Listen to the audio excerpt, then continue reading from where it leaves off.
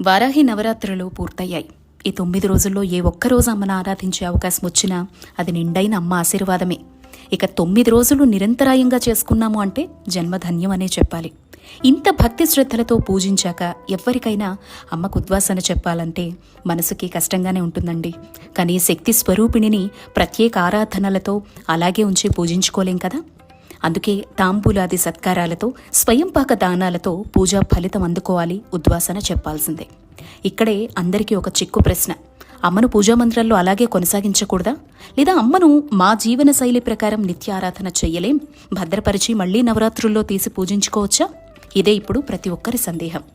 మనసు ఎలా చెప్తే అలా వినండి. అమ్మకి 9 రోజులే కాదు, నిత్య దీపారాధన ఇంట్లో ఉంటుంది. కొన్ని శౌచ నియమాలు, పర్వదినాల్లో ఆరాధనలు, శుచి శుభ్రత పాటిస్తాము. అదుపు పొదుపైన మాట తీరు, ధర్మమైనటువంటి జీవన శైలి అని అనుకుంటే పూజామందిరంలో అలాగే పెట్టి కొనసాగించుకోవచ్చు.